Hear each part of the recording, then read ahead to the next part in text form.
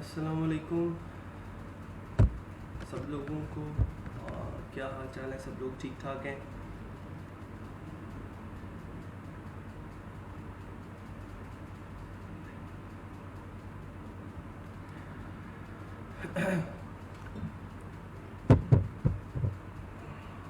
वालेकुम अस्सलाम।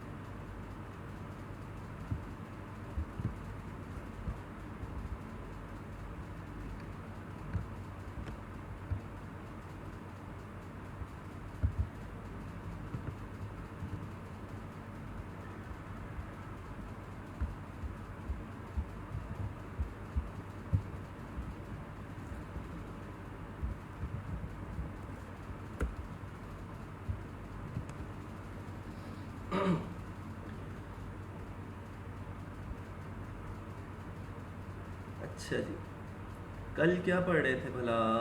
अगर याद हो किसी को तो मुझे ज़रा याद करवाएं कि कल हमने क्या डिस्कस किया था।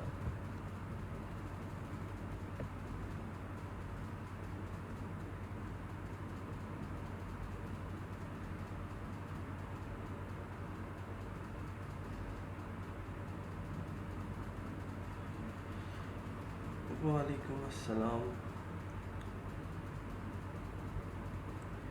सर मुझसे कुछ भी नहीं हुआ, गूगल पर आ नहीं रहा, एरर शो होता है। मैंने आपको पहले कहा था कि जब यहाँ पे ट्रेनर जो है वो चीज़ें परफॉर्म करके दिखा रहा होता है ना, तो सारा कुछ बड़ा अच्छा लगता है कि यार देखो अभी कोड लिखा तो उसका जो है वो आउटपुट हमारे सामने आ गया। तो जब इंसान खुद करने की कोशिश करता है ना, तो वहाँ पे चीज़ें जो हैं वो थोड़ी सी ख़राब हो जाती हैं। जितना ज़्यादा प्रैक्टिस करेंगे उतना ज़्यादा लर्निंग होगी। ठीक है, प्रैक्टिस करते रहें बस, और देखेंगे कहाँ पे मसला आ रहा है, उस मसले को सॉल्व करने की कोशिश करें। पहले खुद से ट्राई करें। एक एक दफ़ा नाकाम होंगे, दो दफ़ा होंगे, तीन दफ़ा होंगे, चौथी दफ़ा वो हो जाएगा। और चौथी दफ़ा होने के बाद आपको ना कम से कम वो पिछले 3 तरीके मिल जाएंगे जिन तरीक़ों से वो मसला सॉल्व नहीं किया जा सकता। तो इस तरह की जो चीज़ें हैं वो बहुत आपको लर्निंग देती हैं। इसको भी ज़रा आपने ध्यान में रखना है। अच्छा जी, और ठीक है, कल हमने HTML टेबल्स के बारे में बात की थी और उसके अंदर कुछ चीज़ें पढ़ी थी हमने। रो स्पैन क्या होता है, कॉल स्पैन क्या होता है, सेल स्पेसिंग क्या होती है, सेल पैडिंग क्या होती है। ठीक है, तो ये चीज़ें जो हैं वो ज़रूरी हैं। Sir I face a problem little bit problem जो adjust some part of output according to the assign table. हाँ जी, वो मसला आ रहा है, मुझे पता है, मैंने देखी है आप लोगों की जो आउटपुट्स हैं। बहुत सारे लोगों को मसला आता है और अक्सर वहीं पे मसला आता है। तो उसको डिस्कस करेंगे वंस उसका टाइम ख़त्म हो ले, उसके बाद हम जो है वो देखेंगे कि वो कैसे उस मसले को सॉल्व किया जा सकता है।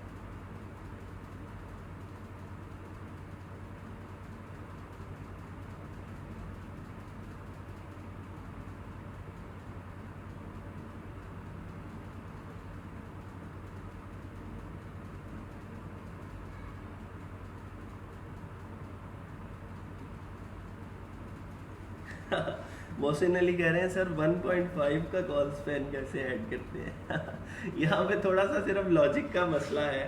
वो जो मैंने आपको असाइनमेंट दी है उसके अंदर अगर थोड़ा सा आप दिमाग इस्तेमाल कर लें तो वो इतना आसान है। जब मैं आप लोगों को बताऊंगा तो फिर आप लोग सोचेंगे कि यार ये हमारे दिमाग में क्यों नहीं आया।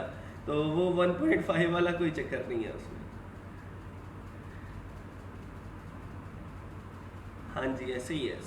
2 रोज़ को 3 रोज़ के इक्वल नहीं किया जाता। ठीक है जी, उसको करते हैं इंशाल्लाह डिस्कस। आज जो है हमने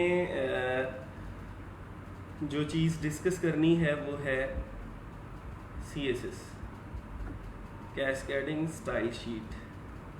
ठीक है, तो उसको आज देखते हैं कि हम कैसे देख सकते हैं, कैसे डिस्कस कर सकते हैं डिटेल के अंदर CSS की कौन कौन सी प्रॉपर्टीज़ हैं और उनको जो है हम डिटेल में कैसे पढ़ सकते हैं।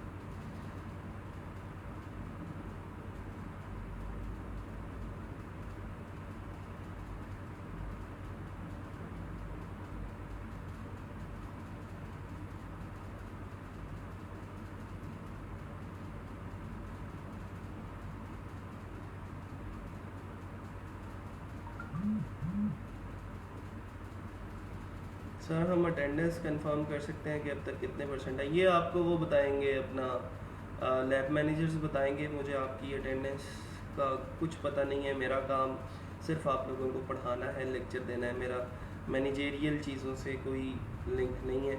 आप लोग उनसे पूछ लें तो ये ज़्यादा बेटर हो सकता है।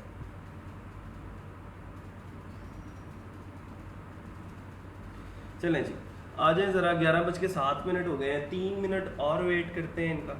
जो नवाबजादे हमारे उठते नहीं हैं तो तब तक जो है और लोग आ लें, फिर इंशाल्लाह आज CSS को डिस्कस करते हैं। और बहुत जल्द हम अब वर्डप्रेस पे मूव ऑन करने वाले हैं। वर्डप्रेस इंशाल्लाह परसों से, कल या परसों, अगर आज इंशाल्लाह CSS ख़त्म कर दी हमने तो परसों से हम जो है वो वर्डप्रेस पर मूव ऑन करेंगे। और फिर उसके बाद जो है रोज़ाना के रोज़ाना इंशाल्लाह बहुत सारी नई गिग्स आपकी प्रोफाइल के अंदर ऐड हुआ करेंगी और उसको रोज़ाना आप लोग पब्लिश किया करेंगे।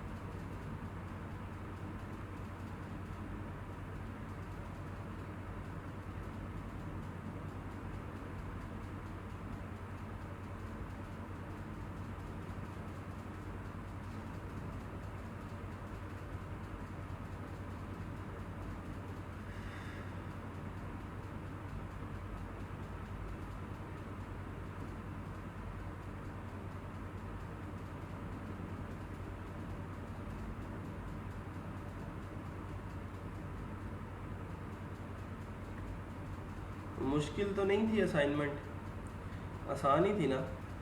जो चीज़ मैंने पढ़ाई थी उसी में से आपको असाइनमेंट दी है, बाहर से कुछ नहीं दिया। सर जी कल वाली असाइनमेंट का थोड़ा सा हिंट दे दें। दिशान 11 बज चुके हैं, 1 बजे तक आपका टाइम है। अभी 1 बजे तक आप लोग प्रैक्टिस करके देख लें, फिर उसके बाद मैं आपको सारी असाइनमेंट जो है वो कंप्लीट, उसकी जो लॉजिक है वो मैं आपको बता दूंगा। करना फिर भी आपने ही है, ठीक है? आप लोग ही उसको प्रैक्टिस करेंगे।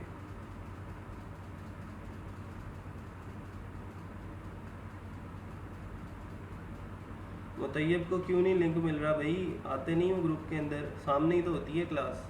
मुश्किल काम तो नहीं है ये। अब ये तो मैं आपको नहीं बता सकता कि कैसे ढूंढनी है क्लास।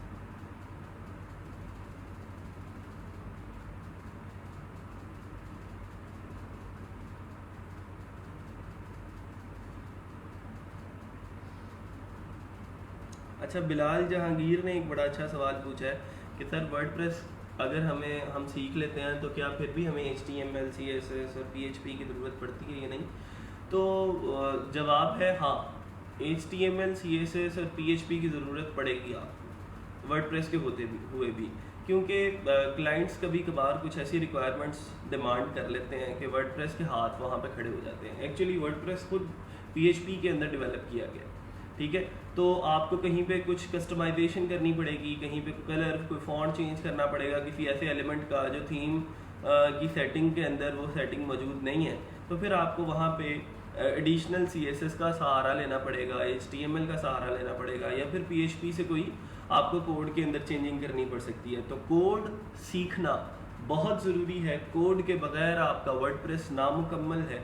उसको जो है हम कहते तो हैं कि ड्रैग एंड ड्रॉप है और कुछ हद तक बहुत आसानियां वर्डप्रेस ने पैदा कर दी हैं, लेकिन कभी कभार जो क्लाइंट मांग रहा होता है वर्डप्रेस हमें उस काम को करने की इजाज़त नहीं दे रहा होता, वहाँ पे वर्डप्रेस के पर जलते हैं। तो उसके लिए जो है फिर हमें कस्टम कोड की तरफ जाना पड़ता है और ख़ुद से कोई स्क्रिप्ट लिख के कोड करके जो है क्लाइंट की रिक्वायरमेंट को फुलफिल करना पड़ता है।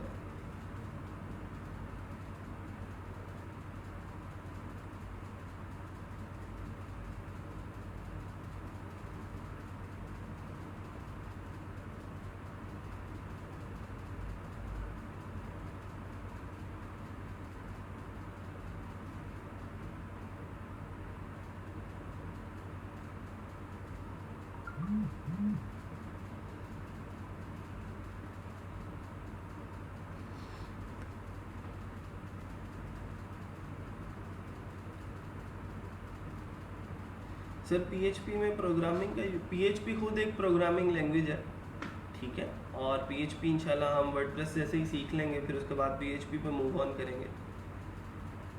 Sir please verbally explain the row span. Row span हमने कल डिस्कस किया था, मैं दोबारा से आप लोगों को थोड़ा सा दिखा देता हूँ। लोकल होस्ट स्लैश बैच 9 और उस फाइल का नाम था शायद table.html।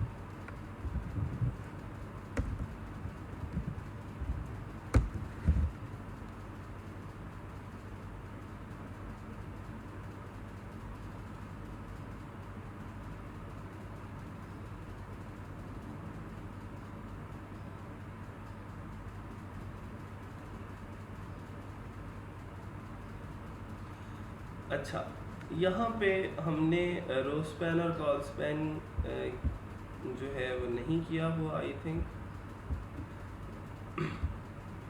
इधर देख लेते हैं। रो स्पैन का मतलब ये है कि अगर मैंने एक रो को दो रोज की जगह देनी हो, एक रो के अंदर हमने दो रोज को मर्ज करके लिखना हो, ठीक है, तो हम क्या करते हैं, उस रो को स्पैन कर देते हैं। उसकी एग्जांपल आज देख लेते हैं अभी।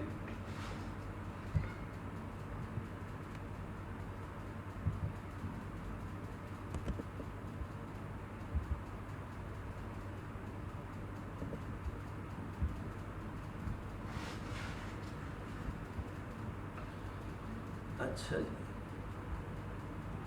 ये देखें ज़रा, अगर मैं इसको थोड़ा सा मैक्सिमाइज कर दूं आप लोगों की आसानी के लिए, तो आप लोगों को नज़र आ रहा है कि यहाँ पे ये दो रोज़ की जगह है, एक रो ये वाली और एक रो ये वाली। इन दो रोज़ की जगह को इस एक रो ने घेरा हुआ है, रो 1 सेल 1 ने। इसका मतलब ये है कि ये एक रो स्पैन लगाया और इस रो 1 सेल 1 को दो रोज की जगह दी गई है। जब हम दो रोज को आपस में मर्ज करना चाहते हैं तो हम दो का रो स्पैन लगा देते हैं, और अगर हम कॉलम्स को मर्ज करके आपस में एक कॉलम बनाना चाहें तो हम क्या करते हैं, कॉल स्पैन लगा देते हैं। जैसे एक कॉलम ये है, एक कॉलम ये है और तीसरा कॉलम ये है, लेकिन यहाँ पे रो 3 सेल 1 को तीनों कॉलम्स की जगह दी गई है और तीन कॉलम्स को आपस में मर्ज करके एक कॉलम बना दिया गया है और उसके अंदर लिख दिया गया है कि रो 3 सेल 1, ठीक है। तो इस तरह हम कॉल स्पैन कर सकते हैं। करना कैसे है, सिंपल टीडी के टैग के अंदर हमेशा आप रो स्पैन और कॉल स्पैन लगाया करेंगे टेबल डेटा के टैग के अंदर। तो टेबल डेटा को हमने यहाँ पे क्या किया, कॉल स्पैन दे दिया 3 का और उसके अंदर टेक्स्ट लिख दिया। इसका मतलब ये 3 टेबल डेटास की जगह जो है वो घेरा करेगा। और जैसे ही हम यहाँ पे बात करेंगे रो स्पैन की, तो रो स्पैन दो रोज की जगह घेरा करेगा। जैसे ही अगली रो क्रिएट करेंगे तो अब उसके अंदर हमने जैसे ऊपर 3 टेबल डेटास डाले थे, लेकिन अब निचली वाली रो क्योंकि ऑलरेडी इस सेक्शन को घेर चुकी है तो यहाँ पे अब टेबल डेटा सिर्फ 2 आएंगे, ठीक है। तो 2 टेबल डेटा आ जाएंगे तो वो हमारा काम जो है वो जो जगह है उसकी वो फिल हो जाएगी, ठीक है। अच्छा जी, बहरहाल अब आगे चलते हैं, ज़रा CSS की तरफ मूव करते हैं और देखते हैं कि CSS में कौन कौन सी चीज़ें हैं जो हम पढ़ने जा रहे हैं और हम उस CSS को कैसे इम्प्लीमेंट कर सकते हैं अपने किसी भी डॉक्यूमेंट के अंदर। तो सबसे पहले एक चीज़ याद रखें, हमारे पास CSS को एम्बेड करने के अपने HTML डॉक्यूमेंट के अंदर 3 तरीके हैं। मैं अगर यहाँ पर उनको लिख दूँ तो वो ज़रा ज़्यादा बेटर हो जाएगा। सबसे पहला जो तरीका है वो है हमारे पास इनलाइन CSS, ठीक है। उसके बाद हमारे पास जो दूसरा तरीका है वो है इंटरनल CSS। सर आईटी के वो कौन सी फील्ड्स हैं जिनमें प्रोग्रामिंग के बगैर अच्छा स्कोप हो? वर्डप्रेस एक बहुत अच्छी फील्ड है, और आपको अगर कोड नहीं भी करना आता तो इतना सा कोड तो आप सीख ही लेते हैं कि आप क्लाइंट्स की रिक्वायरमेंट को पूरा कर सकते हैं, ठीक है। और वर्डप्रेस, जैसे ही हम वर्डप्रेस पे जाएंगे तो आपको खुद लगना शुरू हो जाएगा कि हम प्रोग्रामिंग के बगैर भी जिंदा रह सकते हैं। अगर मुझे कोडिंग नहीं आती फिर भी मैं अच्छे पैसे कमा सकता हूँ, ठीक है। तो ज़रूरी नहीं है कि अगर आपने एक आईटी की फील्ड में आना है तो जी आपको प्रोग्रामिंग ज़रूर ही आती हो, उसके बगैर भी बहुत सारे सहारे हैं आपके पास पैसे कमाने के। तीसरा वे है हमारे पास एक्सटर्नल सीएसएस, ठीक है जी। एक्सटर्नल सीएसएस, इंटरनल सीएसएस और इनलाइन सीएसएस। अब इनलाइन सीएसएस की बात करते हैं। सबसे पहले हम इनलाइन सीएसएस की बात करते हैं। इनलाइन सीएसएस क्या होती है? जो किसी लाइन के अंदर जो है वो लगाई जाती है। लाइन के अंदर लगाने की बात ये है, मतलब ये है इसका, मैं अगर आप लोगों को कोड के अंदर जाके किसी भी एक पैराग्राफ के ऊपर, लेट्स सपोज हमारा पहला पैराग्राफ है, मैं इस पैराग्राफ के टैग के अंदर स्टाइल का टैग शुरू करता हूँ। इसका मतलब मैं इस पैराग्राफ के ऊपर, ये पैराग्राफ यहाँ से शुरू हो रहा है और यहाँ पे एंड हो रहा है, तो मैं यहाँ पे जो भी प्रॉपर्टी लिखूंगा वो इस सारे पैराग्राफ को जाके लग जाएगी, ठीक हो गया। अच्छा, अब मैं स्टाइल के अंदर गया, स्टाइल का टैग मैंने शुरू किया, स्टाइल इज इक्वल टू, और ये जो डबल कोट्स मैंने लिखे हैं, इन डबल कोट्स के अंदर मैं सीएसएस की प्रॉपर्टीज जो हैं वो लिखा करूंगा। मैं इसकी प्रॉपर्टी लिख देता हूँ। पहली प्रॉपर्टी हम सीख रहे हैं, वो प्रॉपर्टी है जी फॉन्ट फैमिली की। कौन सी प्रॉपर्टी है? Font family. आप लोगों ने अक्सर देखा होगा, हमारे यहाँ पिछले साल या उससे पिछले साल एक फॉन्ट फैमिली बड़ी जो थी वो मशहूर हुई थी, और वो उसका नाम था कैलिबरी फॉन्ट, ठीक है। पाकिस्तानी सियासत के अंदर उसने उधम मचा दिया था, तो हम जो है उसकी बजाय यहाँ पे फॉन्ट फैमिली यूज़ कर लेते हैं कोई और, कि हम इसको सियासी रंग ना दें।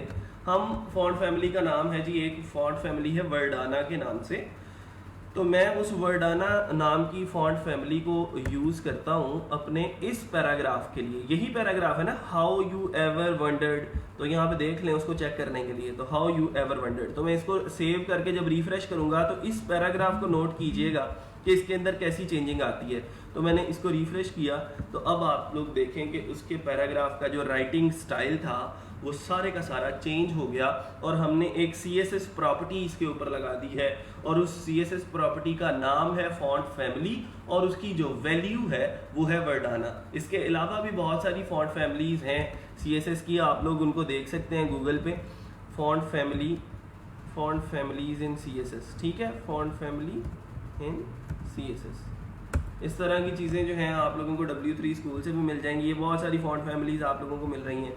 सैन सेरिफ है, एरियल है, ठीक है, हेलवेटिका है। हेलवेटिका एक बहुत अच्छी जो है वो फॉन्ट फैमिली है, ठीक है। फिर उसके बाद टाइम्स न्यू रोमन है। तो इस तरह की चीज़ें जो हैं वो आप लोग अपने पैराग्राफ्स के ऊपर यूज़ कर सकते हैं। चाहें तो इसी पैराग्राफ को लगा लें, आप चाहें तो अगर बॉडी के टैग के अंदर ये स्टाइल का टैग हमने शुरू किया है ना, तो इसका मतलब ये है कि ये हमने इनलाइन CSS लगाई है। कौन सा है ये?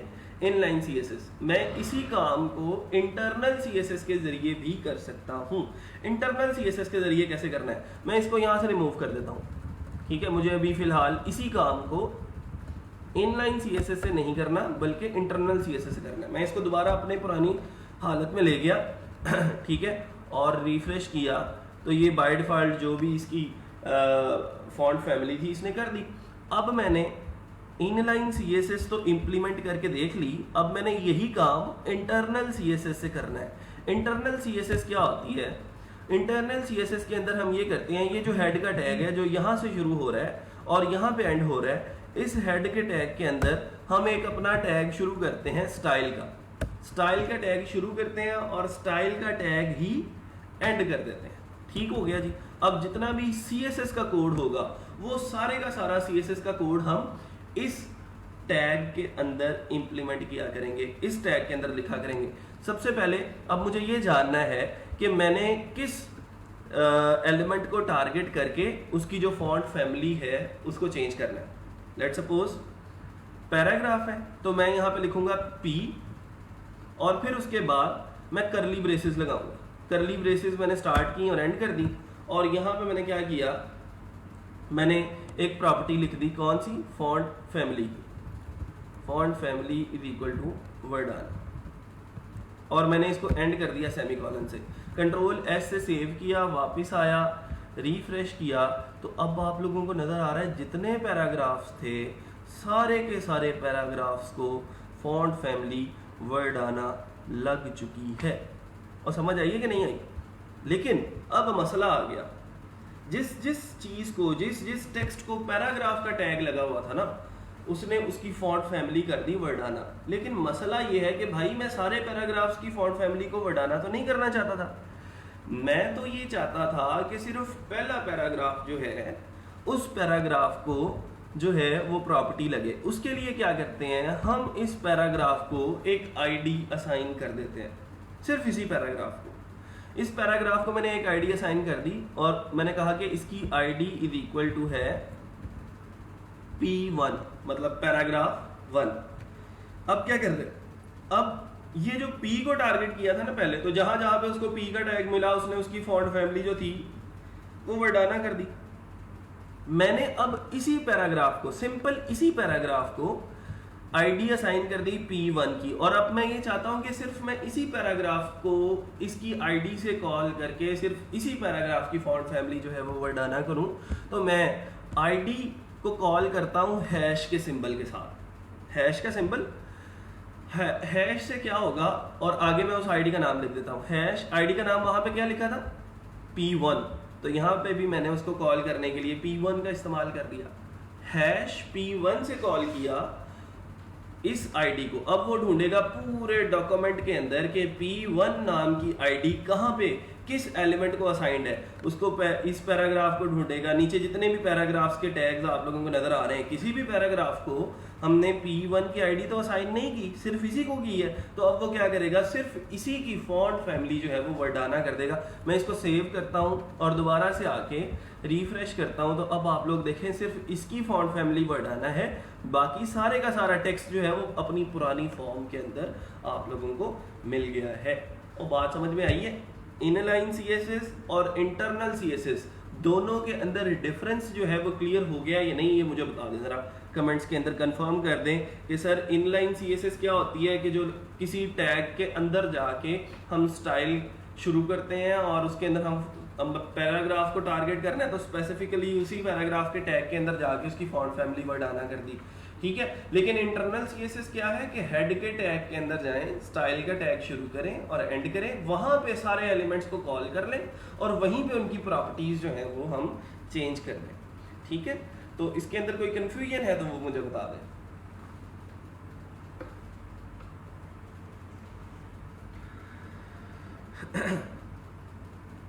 ये हमने अभी दो चीजें पढ़ी हैं। कौन कौन सी चीजें हैं? एक है हमारी इनलाइन CSS और दूसरी है इंटरनल CSS। इसको साथ साथ इम्प्लीमेंट भी करें, ज़रूर इम्प्लीमेंट करें, क्योंकि अगर इम्प्लीमेंटेशन नहीं होगी साथ साथ तो फिर बहुत मसले आएंगे बाद में।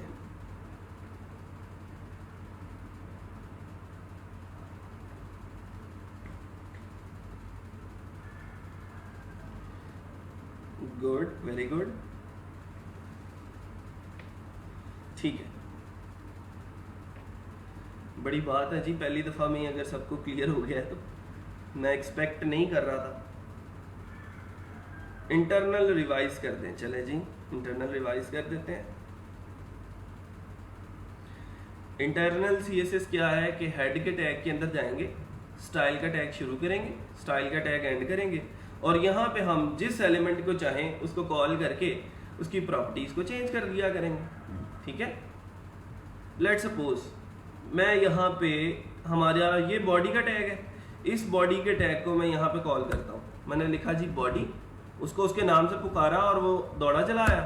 और अब मैंने इसका जो बैकग्राउंड कलर था, बैकग्राउंड माइनस कलर, वो मैंने कर दिया लेट्स सपोज पाउडर्ड ब्लू, ठीक है, ये कलर का नाम है पाउडर ब्लू।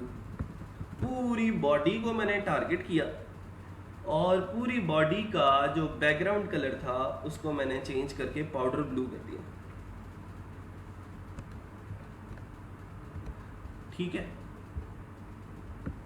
रिफ्रेश किया तो अब आप लोग साफ नज़र आ रहा है कि जितनी भी बॉडी थी सारी की सारी जो कलर था उसका वो हमारा पाउडर्ड ब्लू हो चुका है।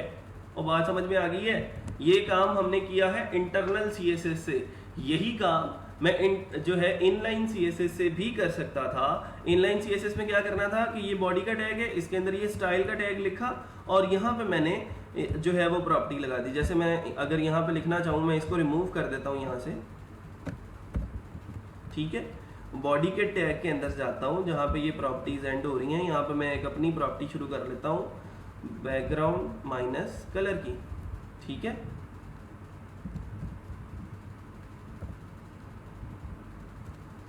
और उसको मैंने जो है वो रेड कर दिया, लेट्स सपोज। तो अब उसका जो बैकग्राउंड कलर है वो रेड हो चुका है, ठीक है। सर अगर किसी स्पेसिफिक एरिया का कलर चेंज करना हो तो हम उस स्पेसिफिक एरिया के टैग के अंदर जाएंगे। जैसे हम पैराग्राफ की बात करते हैं, हम कहते हैं कि सिंपल ये स्पेसिफिक पैराग्राफ है, इसी का बैकग्राउंड कलर चेंज करना है हमने, तो वो उस पैराग्राफ के टैग के अंदर जाके स्टाइल का टैग लिखेंगे और उसका हम जो है वो कलर चेंज कर देंगे।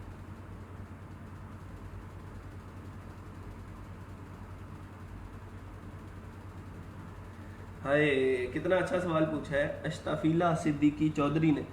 ये वैसे तीनों आप ही हो अश्ताफीला? इतना लंबा नाम है, मेरा ख्याल था कि 2-3 लोग होंगे ये। सर इनलाइन का काम भी वही है जो इंटरनल का है। तो इंटरनल बनाने का मकसद क्या?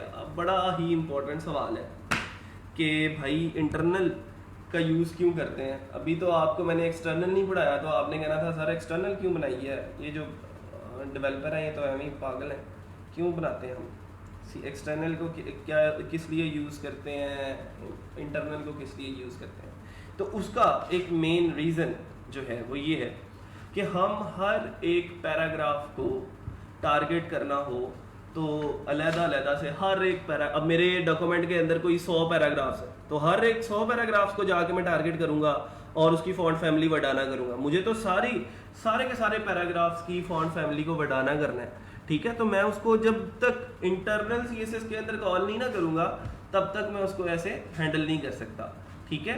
मतलब मैं 100 के 100 पैराग्राफ्स के अंदर जाके स्टाइल का टैग शुरू करके उसकी जो है वो फॉन्ट फैमिली बढ़ाना नहीं कर सकता, बल्कि मुझे क्या करना है, सिंपल मैं जाऊंगा यहाँ पे पैराग्राफ मैं कॉल करूँगा कि जी आपने सिंपल P को कॉल करना है, जितने भी पैराग्राफ्स हैं उनकी फॉन्ट फैमिली बढ़ाना कर दें, ठीक है।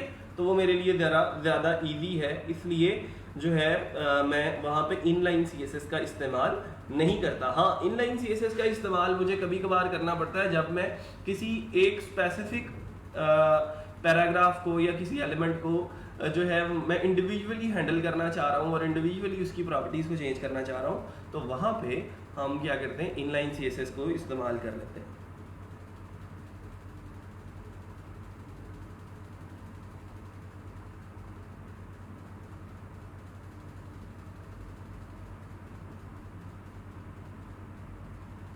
काशिफ जट, कंट्रोल प्लस और कंट्रोल और प्लस का साइन है बैक स्पेस के बिल्कुल साथ वाला जो बटन होता है, कंट्रोल के साथ उसको दबाएंगे तो वो जूम हो जाएगा।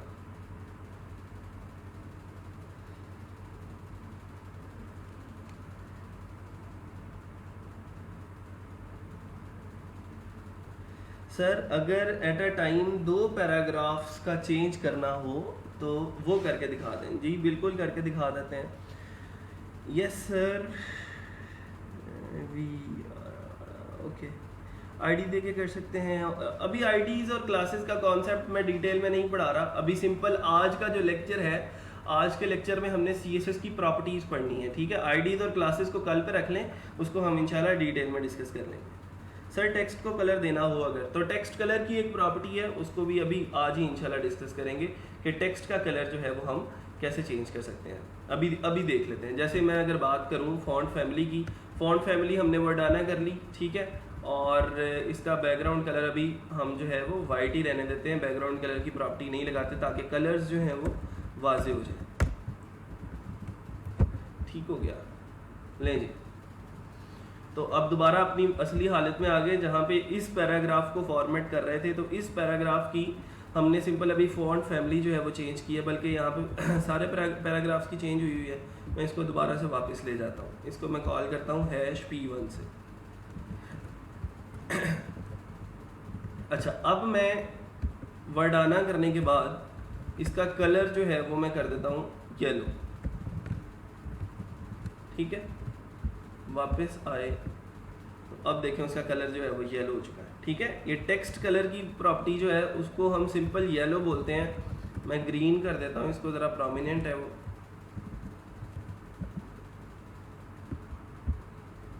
ठीक है, तो देखें अब ज़रा हमारा जो टेक्स्ट है उसका कलर जो है वो ग्रीन हो चुका है। तो कलर की प्रॉपर्टी है, जब हम टेक्स्ट को कलर देना चाहते हैं तो वो कलर जो है वो लगा देते हैं।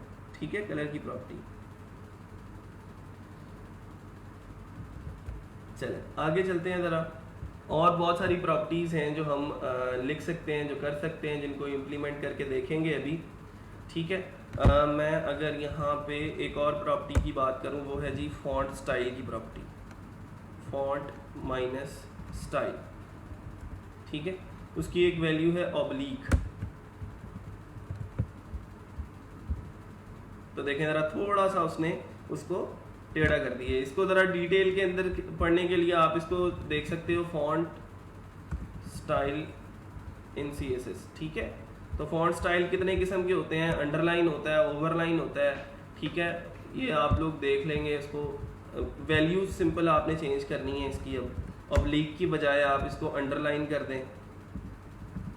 ठीक है, और अंडरलाइन नहीं है, इसकी वैल्यू होगी, मैं यहाँ पे अगर आप लोगों को दिखा दूँ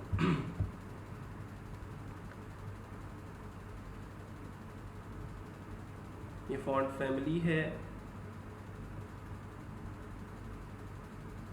और ये फॉन्ट स्टाइल है।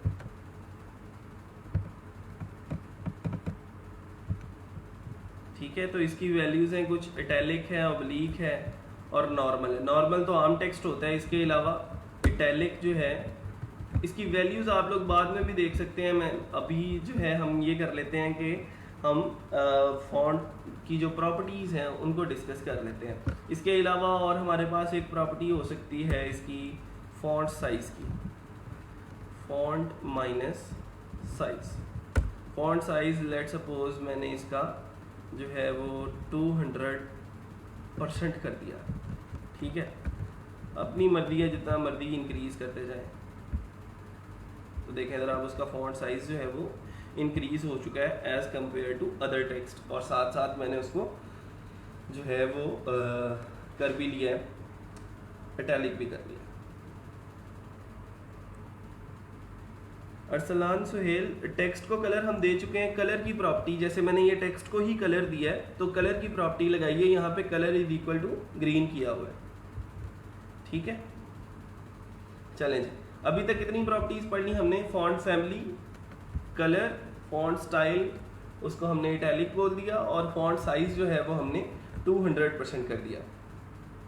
इसके अलावा अलाइनमेंट की प्रॉपर्टीज हो सकती हैं। ओवरलाइन और अंडरलाइन करने के लिए आपके पास जो प्रॉपर्टी है वो है टेक्स्ट डेकोरेशन की, टेक्स्ट माइनस डेकोरेशन। अब टेक्स्ट माइनस डेकोरेशन के अंदर अगर मैं इसको ओवरलाइन करता हूँ तो ओवरलाइन का मतलब होता है कि टेक्स्ट के ऊपर इसने एक लाइन लगा देनी होती है। मैं रिफ्रेश करता हूँ तो आप देखें टेक्स्ट के ऊपर जो है इसने एक लाइन लगा दी है, और इसके बाद अगर मैं ओवरलाइन की बजाय इसको अंडरलाइन बोल देता हूँ, ठीक है, तो अंडरलाइन में क्या करता है, ये नीचे लगा देता है, ये जो प्रॉपर्टी है वो उस टेक्स्ट के नीचे लगा देता है। फिर उसके बाद एक हमारे पास प्रॉपर्टी है टेक्स्ट माइनस इंडेंट की। ये प्रॉपर्टीज याद रखना बहुत ज़रूरी है, मैं पढ़ाता रहूँगा तो ये गुजर जाएंगी ऐसे ही, ठीक है, खुद से इम्प्लीमेंट नहीं करेंगे तो फ़ायदा नहीं है। टेक्स्ट इंडेंट में लगा देता हूँ इसको 50 पिक्सल्स का, देखते हैं क्या होता है। तो देखिए ज़रा, पहली लाइन जो है, आप लोगों को पता है कि पैराग्राफ, जब एक पैराग्राफ ख़त्म होता है ना तो अगली लाइन, जो अगला पैराग्राफ है उसकी पहली लाइन जो है वो थोड़ी सी जगह छोड़ी जाती है स्टार्ट में, और फिर उसके बाद शुरू किया जाता है उसको, ठीक है। 50 पिक्सल की बजाय मैं अगर इसको 100 पिक्सल कर दूं तो ये पिक्सल्स के लिहाज से मैनेज होगा और थोड़ा सा इंडेंट करके उस टेक्स्ट को लिख दिया जाएगा।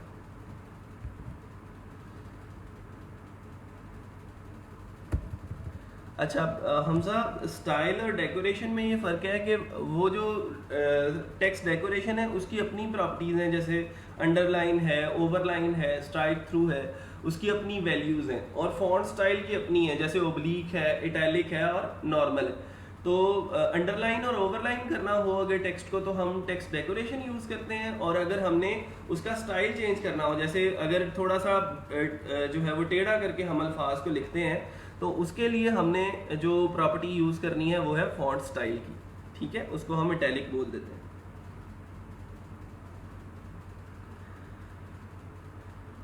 सर अच्छा जी, ठीक है जी, यहाँ तक प्रॉपर्टीज़ की समझ आ गई है, टेक्स्ट इंडेंट तक।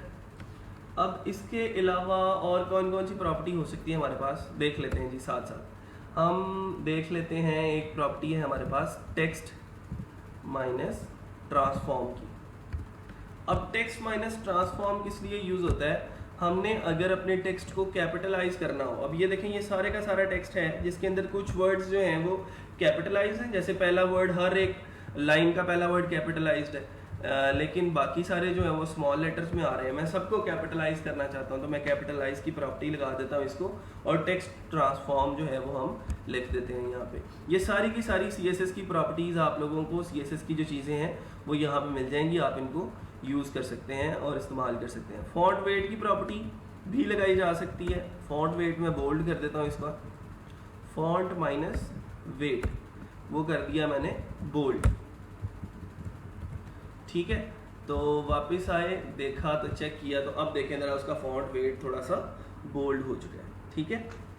सर अगर पैराग्राफ को इंडेंट लगाना हो तो वो लगा दिया हमने, ये देखें ये पैराग्राफ थोड़ा सा इंडेंटेड है, ठीक है। टेक्स्ट माइनस इंडेंट की प्रॉपर्टी हमने इसको लगा दी हुई है।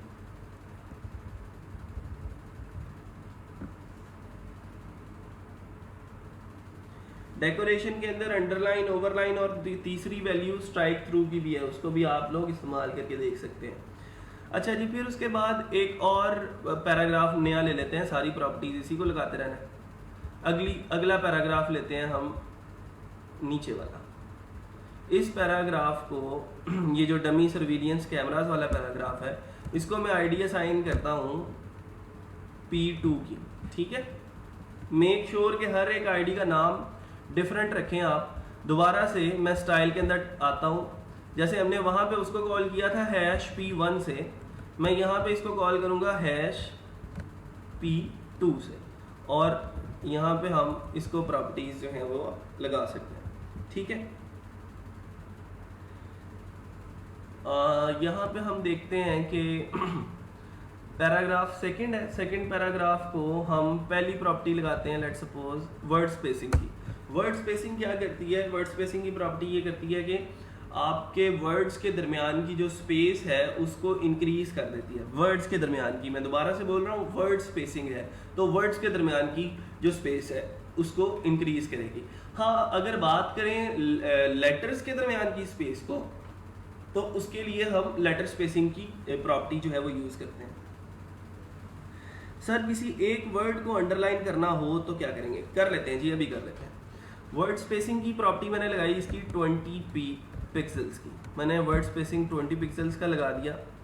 तो अब ये देखें ज़रा, इसके वर्ड्स के दरमियान की जो स्पेस है अब उसने वो इंक्रीज कर दी। इसके साथ साथ हमारे पास एक और प्रॉपर्टी है, वो है लेटर स्पेसिंग की। लेटर स्पेसिंग कॉलन, वो उसको भी 20 पिक्सल ही कर दें, ठीक है। अपनी मर्जी है ना, प्रॉपर्टी लगा के देखनी है, चेक करना है हमने कि वो इम्प्लीमेंट हो रहा है या नहीं हो रहा।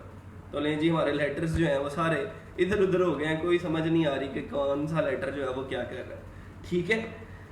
अच्छा, अब आगे चलते हैं। अब जैसे आमिना एजाज ने कहा कि सर किसी एक वर्ड को अगर हमने अंडरलाइन करना है जी, अंडरलाइन कर लेते हैं। हम यहाँ से इसकी जो प्रॉपर्टी थी इसको हम जो है वो ख़त्म कर देते हैं। ये वाली प्रॉपर्टी अंडरलाइन वाली जो है हमें नहीं चाहिए, मतलब पूरा पैराग्राफ जो ऊपर अंडरलाइन हुआ था वो अब हमने नहीं करना। मैं ये चाहता हूँ कि हैव और यू, सिर्फ इसको मैं अंडरलाइन करूँ, ठीक है। तो हैव और यू पे जाता हूँ ज़रा मैं। है यहाँ पे एक हमारे पास टैग है स्पैन का। कौन सा टैग है? स्पैन का टैग इंडिविजुअली कुछ भी नहीं करता। मैं इसको है यू के बाद ख़त्म करता हूँ और हैव से पहले जो है मैं इसको स्टार्ट कर देता हूँ। यहाँ पे आके मैं इसको टैग को स्टार्ट कर दिया। मतलब हैव यू को मैंने अंडरलाइन करना था ना, तो हैव यू को मैंने स्पैन के टैग के अंदर इनक्लोज कर दिया। वापस आया, स्टाइल का टैग यहाँ पे स्टार्ट किया। कौन सी प्रॉपर्टी थी वहाँ पे अंडरलाइन करने के लिए? टेक्स्ट डेकोरेशन की, तो टेक्स्ट माइनस डेकोरेशन अंडरलाइन। ले जी, वापस आए तो अब इसको चेक करेंगे तो सिंपल हैव और यू जो हैं ये अंडरलाइन हो चुके हैं।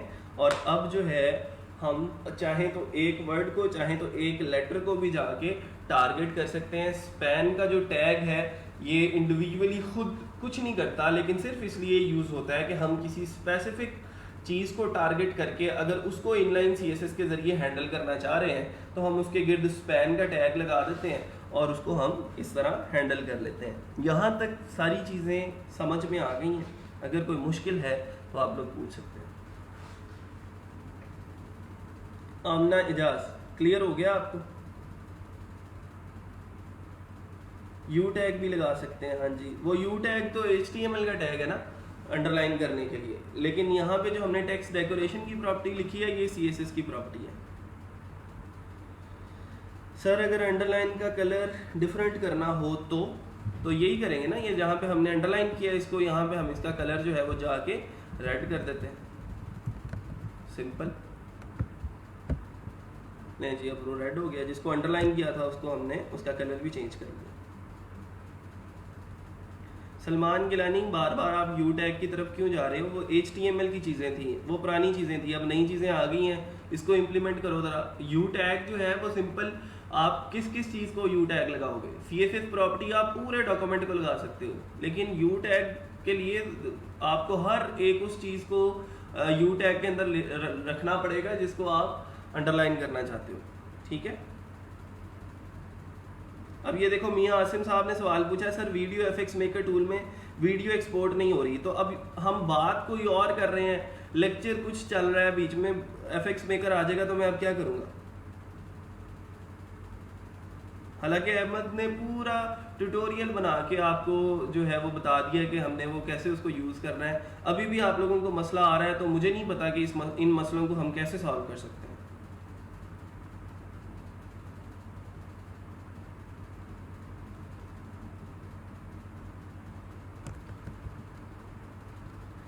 चलें जी आगे चलते हैं और कुछ प्रॉपर्टीज़ को देख लेते हैं।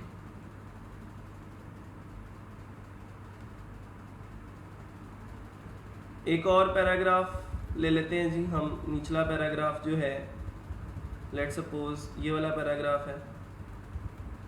इस पैराग्राफ को हम ID असाइन करते हैं, ID is equal to P3। ठीक है, P3 मैंने इसको दी और ऊपर गया स्टाइल के टैग के अंदर, यहाँ पे मैंने इसको हैश P3 से कॉल किया, वापस आया और यहाँ पे मैंने जो है वो करना ये है कि जो इसका फर्स्ट लेटर है उसको मैंने कॉल करना है। P3 का फर्स्ट लेटर देख लें ज़रा, ये हमारा P3 है, फॉर एवरी प्रोडक्ट। तो फॉर का जो हमने P3 लगाया है देख लेते हैं ज़रा, तो ये फॉर आ रहा है। ठीक है, मैं इसके सिंपल फर्स्ट लेटर को जो है वो टारगेट करना चाह रहा हूँ। ठीक है, फर्स्ट लेटर को टारगेट करना चाह रहा हूँ अगर मैं, तो P3 के बाद मैं एक कॉलन लिखूंगा और मैं यहाँ पे लिखूंगा first letter, first minus letter. Control S किया, नीचे आया तो यहाँ पे मैंने अब उसकी प्रॉपर्टीज जो है वो इसको देनी है। फर्स्ट लेटर का मतलब फॉर का सिंपल जो F है, उस पैराग्राफ का फर्स्ट लेटर कौन है? F। अब मैंने उसका जो फॉन्ट साइज है वो थोड़ा सा बड़ा करके लिखना है। फॉन्ट माइनस साइज जो है, लेट्स सपोज मैं इसको कह देता हूँ कि ये 42 पिक्सल्स का रखना है आपने। ठीक है, इसके साथ साथ चलें अभी इतना करते हैं, चेक करते हैं रिफ्रेश करके कि वो इम्प्लीमेंट हुआ भी है या नहीं। तो ये देखें अब ज़रा, फॉर का F कैपिटल हो गया। आप लोगों ने अक्सर देखा होगा कि जब भी आपकी कोई बुक शुरू होती है तो उसका पहला लेटर जो है वो बड़ा करके लिखा होता है उन्होंने। इसके साथ साथ मैं इसको बोल्ड भी कर देता हूँ। तो बोल्ड करने के लिए हमारे पास कौन सी प्रॉपर्टी थी, फॉन्ट वेट की, तो फॉन्ट माइनस वेट की प्रॉपर्टी है, उसको मैं बोल्ड कह देता हूँ। नहीं जी, वापस आए, रिफ्रेश किया, तो अब एफ जो है वो थोड़ा सा बोल्डेड भी हो चुका है और थोड़ा सा बड़ा भी कर दिया उसने।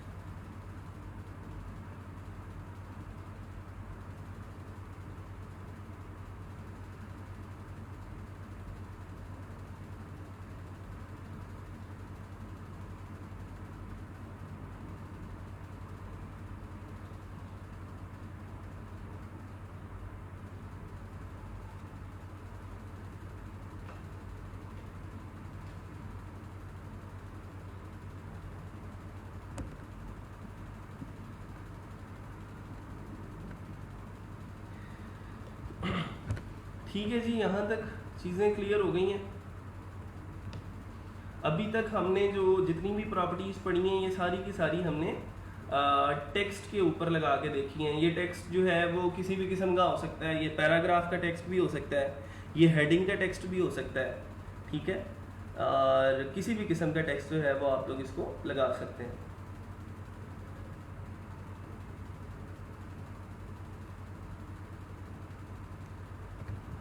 अच्छा जी, और इसके अलावा मैं अगर मार्जिन्स जो हैं वो यहाँ से ख़त्म कर देता हूँ। आपको पता है मैंने बॉडी को जो है वो मार्जिन्स लगाए हुए थे, उसकी मैं कहता हूँ कि मैं अगर अलग-अलग इन चीज़ों को हैंडल करना चाहता हूँ तो मैं यहाँ से बॉडी के अंदर से मार्जिन की प्रॉपर्टी को ख़त्म कर देता हूँ। और अब F5 दबाते हैं तो वो पूरी बॉडी की जगह जो है वो घेर लेगा हमारा जो टेक्स्ट है।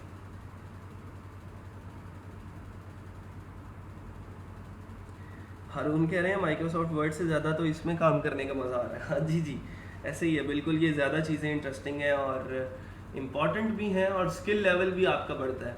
माइक्रोसॉफ्ट ऑफिस तो एक छोटी चीज़ है ना, ठीक है, आप यहाँ पे अगर इन चीज़ों को देखेंगे तो ये एक स्किलफुल लोगों की जो है वो निशानी होती है कि वो काम को करने के मुख्तलिफ वेज ढूंढ लेते हैं। अभी तक हमने एक्सटर्नल CSS डिस्कस नहीं की। एक्सटर्नल CSS इससे भी ज़्यादा जो है वो आसान है और आप कह सकते हैं कि और ज़्यादा इंटरेस्टिंग है।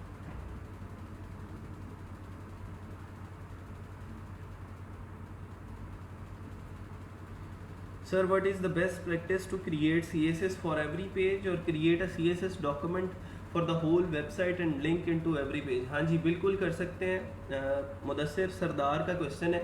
अभी हम एक्सटर्नल CSS हमने अभी नहीं पढ़ी, आज ही इंशाल्लाह डिस्कस करेंगे उसको कि हम अलहदा से एक CSS की फ़ाइल बना लें। अभी तो हम HTML वाली फ़ाइल के अंदर ही CSS का कोड कर रहे हैं ना।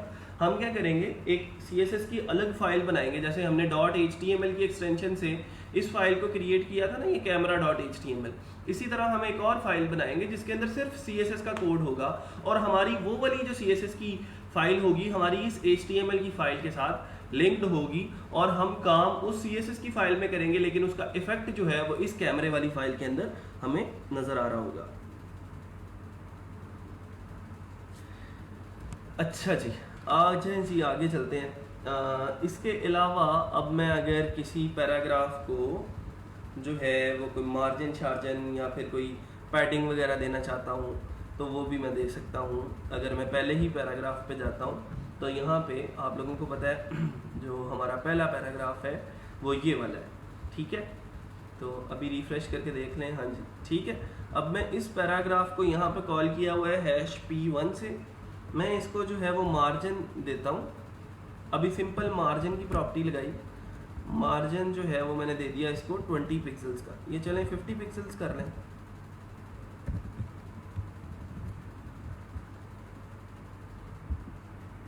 तो देखें ज़रा दोनों साइड से उसने मार्जिन जो है वो 50 पिक्सल्स का दे दिया। आप इसको अलग-अलग से भी हैंडल कर सकते हैं। अगर आप लेफ़्ट साइड से ज़्यादा मार्जिन देना चाहते हैं, राइट साइड से कम मार्जिन देना चाहते हैं, तो आप जो है इसको ऐसे कर सकते हैं कि मार्जिन माइनस लेफ़्ट की प्रॉपर्टी अलग से लिख लें 50 पिक्सल्स वाली, और मार्जिन माइनस राइट की प्रॉपर्टी अलग से लिख दें, उसके अंदर 20 पिक्सल्स ही रहने दें, ठीक है। लेफ़्ट से ज़्यादा दे दिया और राइट से कम दे दिया।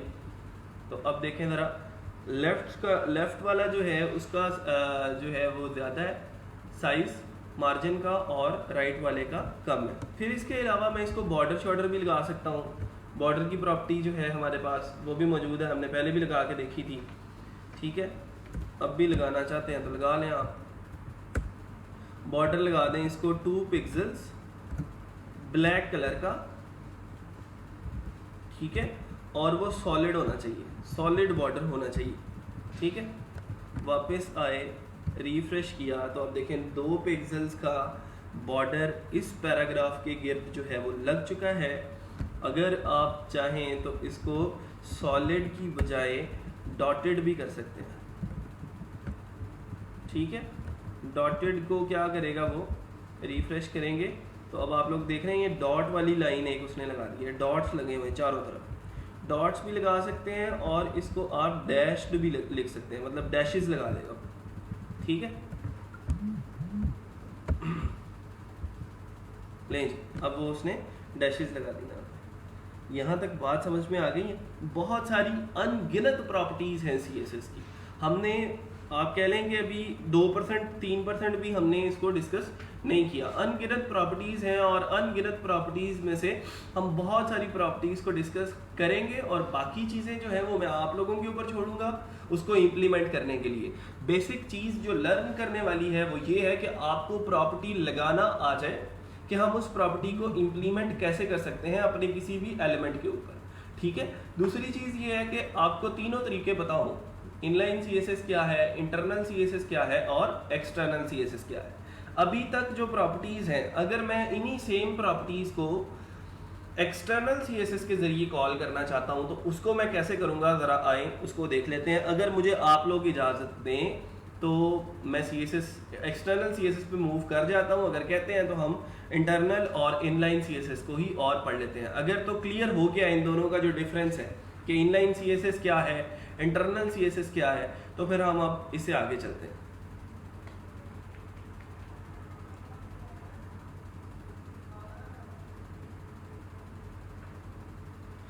मुतैयब का सवाल ये है कि एक लाइन पे एक टैग लिख रहे हैं तो आप क्या इसको ऐसे ही नहीं लिख सकते? लिख सकते हैं जी, बिल्कुल लिख सकते हैं, लेकिन ये बड़ा भद्दा लगता है मुझे ख़ास तौर पे कि कोई पता नहीं चल रहा होता है कौन सी प्रॉपर्टी किधर से शुरू हो रही है किधर एंड हो रही है।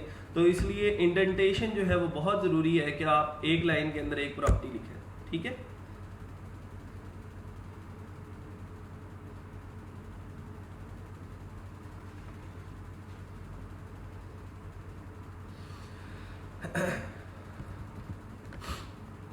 चलें जी, ठीक है जी, बहुत शुक्रिया, thank you. 100% clear, move on to the next. चलें, good, very good, permission granted sir, बहुत शुक्रिया नवीद, मैं आपका ये एहसान कैसे भुला पाऊँगा, बहुत शुक्रिया, थैंक यू सो मच। चलें जी, आगे चलते हैं। अब मैं क्या करता हूँ, एक नई फाइल, जैसे हमने अभी डिस्कस किया कि एक्सटर्नल CSS पढ़ना है हमने। अब ये देखें ना, हमने इंटरनल और इनलाइन दोनों को पढ़ लिया है। अब इससे अगली चीज़ है एक्सटर्नल CSS। एक्सटर्नल CSS क्या है कि एक्सटर्नली मैं एक फ़ाइल बना लेता हूँ और एक्सटर्नल CSS जो है उस फाइल के अंदर मैं सारा CSS का कोड उसके अंदर करता हूँ और HTML का कोड मेरा अलग हो जाता है HTML फाइल के अंदर और CSS का कोड अलग हो जाता है CSS की फाइल के अंदर, और उन दोनों फाइल्स को आपस में लिंक कर लेता हूँ और उसकी आउटपुट मैं यहाँ पे देख सकता हूँ। मैं अभी जितनी भी प्रॉपर्टीज़ मैंने की है ना, मैं लेट सपोज इन सब को कमेंट कर रहा हूँ। कमेंट करने का मतलब ये कि मैं इनका इफेक्ट जो है वो नहीं देखना चाहता। ये स्टाइल की जितना भी टैग था कंट्रोल क्वेश्चन मार्क से मैंने इसको कमेंट कर दिया। अब वो सारी प्रॉपर्टीज़ जो हैं वो मेरी वहाँ पे जाके इम्प्लीमेंट नहीं हो पा रही, ठीक है। आ जाए ज़रा, इसको मैं रिफ्रेश करता हूँ तो मेरा डॉक्यूमेंट जो है वो तकरीबन पुरानी हालत में वापस आ चुका है। ठीक हो गया, ठीक है।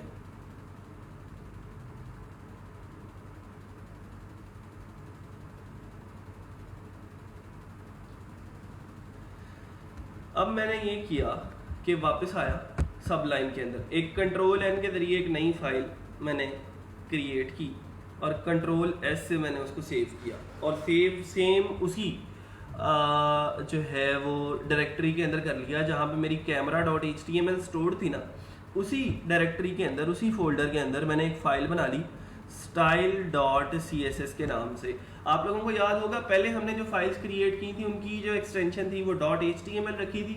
अब ये जो फाइल बना रहे हैं, क्योंकि हम इसके अंदर CSS का कोड करने जा रहे हैं, तो इसकी जो एक्सटेंशन होगी वो CSS होगी। नाम इसका चाहे जो मर्जी रखें आप, style.css रख लें, sufyan.css रख लें, लेकिन .css जो है वो बहुत ज़रूरी है, ठीक है, क्योंकि इसको हम CSS की फाइल बनाने जा रहे हैं और इसका कोड जो है सारे का सारा हम CSS के अंदर किया करेंगे। अच्छा, अब ये CSS की फाइल बन चुकी है। यहाँ पे जो है वो हमारे पास ये HTML की फाइल है। मैं इस पैराग्राफ को PID = P1, ठीक है, मैं यहाँ से इसकी ये चीज़ें भी रिमूव कर देता हूँ, इसकी भी ज़रूरत नहीं है मुझे, ठीक है। तो हम क्या करते हैं कि अब इन पैराग्राफ्स को वन बाय वन इस style.css के अंदर कॉल करना शुरू करते हैं। हमने पढ़ा था कि आईडी को हम हैश के सिंबल से कॉल करते हैं, तो हैश लिखा, P1 लिखा, ब्रैकेट्स लिखी, स्टार्ट की, एंड की, और मैंने इसका जो कलर था पैराग्राफ का वो मैंने ग्रीन कर दिया, ठीक है। वापस आया, चेक किया क्या वो ग्रीन हो चुका है, तो भाई मुझे ये नज़र आया कि उसने किसी चीज़ को ग्रीन नहीं किया। मैंने तो style.css बना ली है और मैंने उस पैराग्राफ को भी कॉल कर लिया। यहाँ पे मसला कहाँ पे आ रहा है? कोई बता सकता है क्या मसला आ रहा है? कौन बताएगा कि मैंने इस पैराग्राफ को जब मैंने इंटरनल CSS में यहाँ पे कॉल किया था हैश P1 के अंदर, तो यहाँ पे तो जब मैंने उसका कलर ग्रीन किया था तो वो चेंज हो गया था, कलर ग्रीन हो गया था, लेकिन अब मैंने अलग से एक फाइल बना ली है, उस फाइल के अंदर जब मैं उसको कॉल कर रहा हूँ तो नहीं हो रहा वो।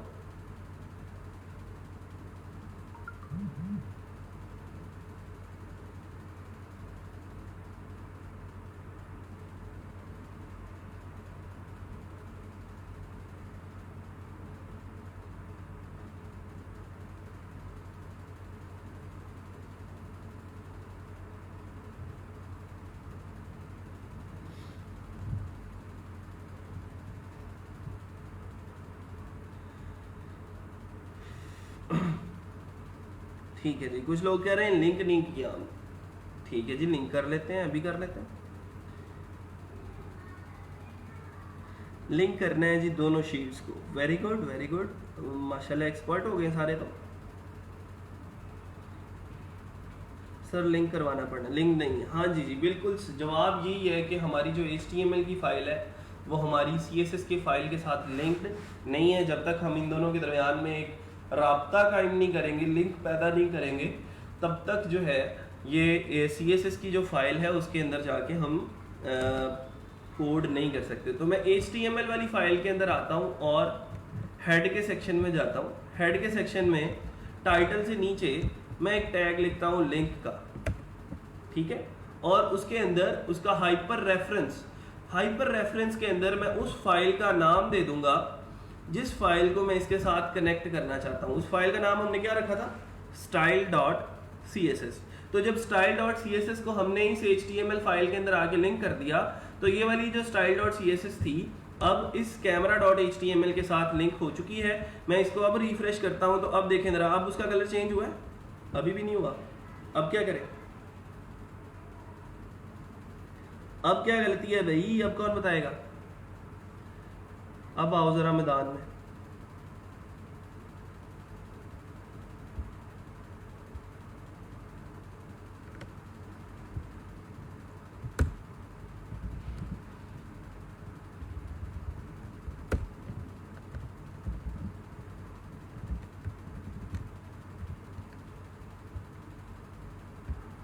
ये बोल्ड कर दिया इसने, लेकिन ग्रीन क्यों नहीं किया भाई? ये बताए। कुछ करें सर, बिन बाबर कह रहा है कुछ करें। सारा कुछ मैं ही करूं, कुछ आप लोग भी कर लिया करो।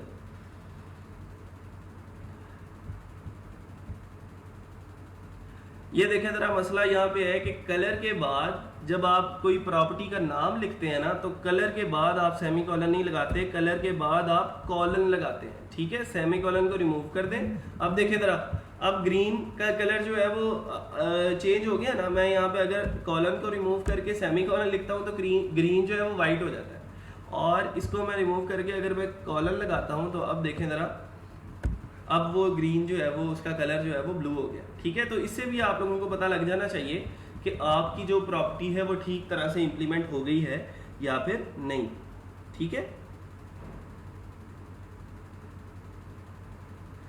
फिजा कह रही है स्टाइल का टैग नहीं लगाया। यहाँ पे स्टाइल का टैग नहीं लगाना फिजा, हमने डायरेक्टली एलिमेंट्स को पकड़ना है और उनको कॉल करते जाना है। Good good good, very good.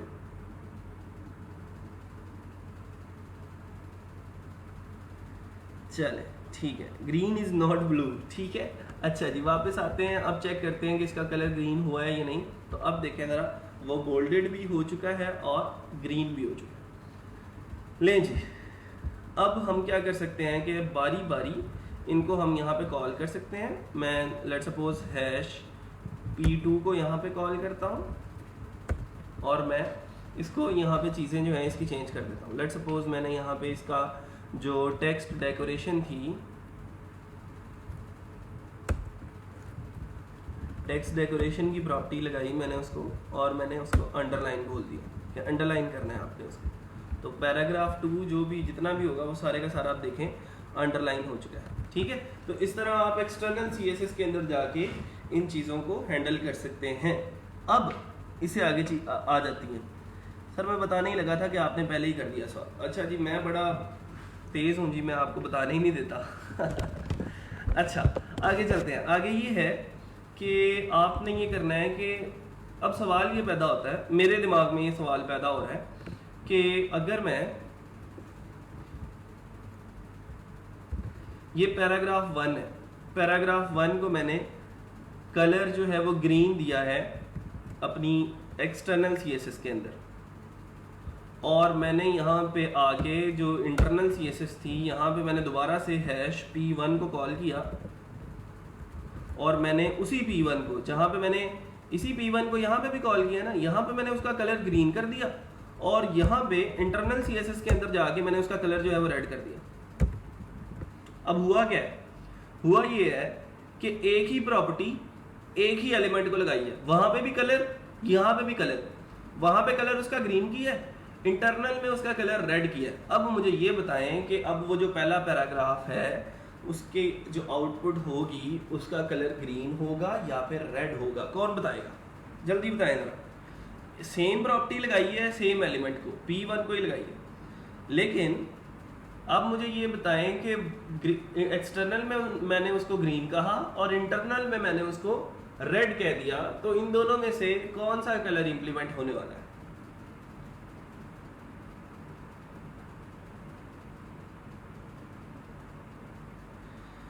एहतशामुल Hasan कह रहे हैं ग्रीन, हुमायूं ज़ेब कह रहे हैं रेड होगा, और नदीम कह रहा है ओवरराइड हो जाएगा। पता नहीं क्या ओवरराइड होगा। ग्रीन ग्रीन और इंटरनल की, बिन बाबर कह रहा है इंटरनल की प्रॉपर्टी आएगी। मुदस्सिर रेड होगा, ग्रीन होगा, रेड होगा, पहले डिसाइड कर लें भाई कौन सा होगा। हारून अवान ग्रीन, रेड होगा, ठीक है जी। एक्सटर्नल वर्क करेगी, नवीद कह रहे हैं। इंटरनल CSS है हाई प्रायोरिटी, मियाँ आसिम कह रहे हैं। वकार कह रहे हैं जी ग्रीन है।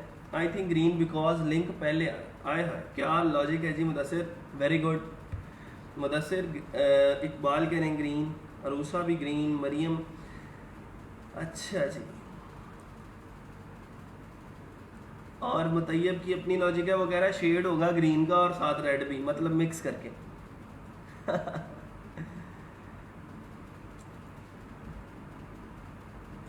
महबूब कासिम कह रहे हैं रेड हो जाएगा। अच्छा, अब ये जो कह रहे हैं ना कि कलर जो है इसका ग्रीन हो जाएगा, मैं आप लोगों को कंग्रेचुलेट करता हूँ, आप लोगों का जवाब बिल्कुल गलत है। ठीक है, आपका जवाब गलत है। जो इसका कलर होगा वो होगा रेड। ठीक है, मैंने अब उसको रिफ्रेश किया। तो हमेशा याद रखें कि सबसे ज़्यादा जो प्रेफरेंस है वो इंटरनल इनलाइन CSS की है, फिर उसके बाद हमारे पास इंटरनल CSS आती है, और लास्ट पे हमारे पास आती है एक्सटर्नल CSS।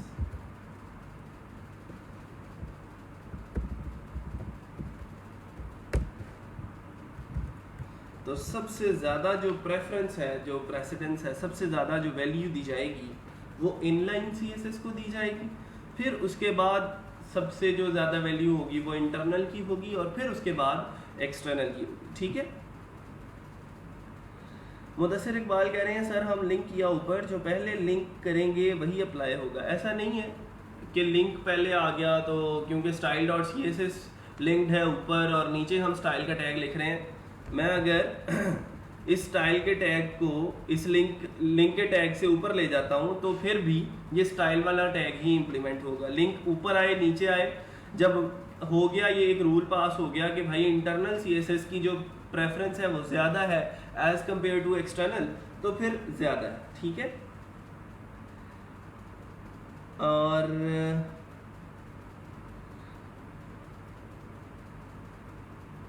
बिलाल जहांगीर कह रहे हैं सर रेड होगा, मैंने गूगल से देखा है। तो इतनी जल्दी आपने देख भी लिया है, वेरी गुड।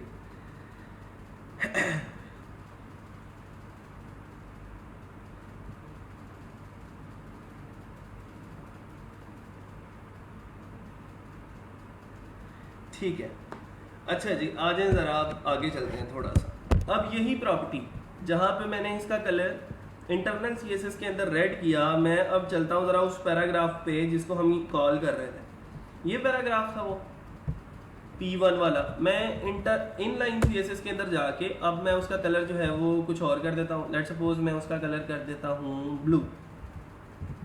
ठीक है। अब कौन सा कलर इंप्लीमेंट होगा? तीन चीज़ों की लड़ाई है अब यहाँ पे। इनलाइन CSS में कलर ब्लू है, इंटरनल CSS में कलर रेड है, और एक्सटर्नल CSS में उसका कलर जो है वो ग्रीन है। अब बताएं ज़रा सबसे ज़्यादा कौन इंप्लीमेंट होने वाला है?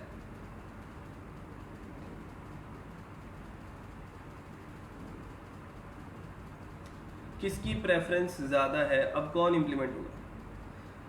चले ठीक है जी, गुड।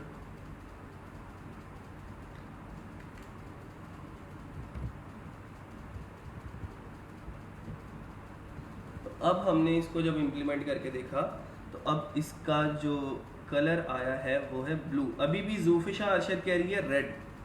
तो ऐसे लोगों का अब मैं क्या करूं?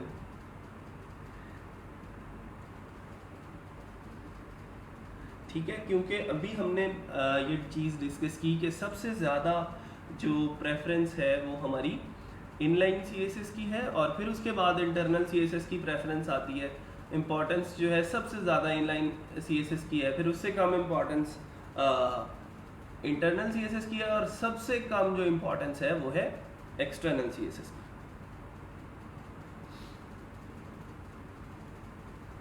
चलें ठीक है, आ जाए ज़रा वापस। और बहुत सारी चीज़ें हैं जिनको हम डिस्कस कर लेते हैं। ज़रा कोर्स को भी देख लें कि वो हमें क्या पढ़ाने की कोशिश कर रहे हैं, फिर उसके हिसाब से चीज़ें आगे लेके चलते हैं। फॉन्ट वेट हो गया जी। फॉन्ट वेट हम नॉर्मल रख सकते हैं, बोल्डर रख सकते हैं। हमने फॉन्ट वेट पढ़ा है, बोल्ड किया है अभी। ये यहाँ पे फॉन्ट वेट की प्रॉपर्टी पढ़ी कि बोल्ड हम उसको कर सकते हैं। तो फॉन्ट वेट बोल्ड की बजाय बोल्डर कर लें तो और ज़्यादा बोल्ड कर देगा उसको। ठीक है, आ जाए ज़रा आगे।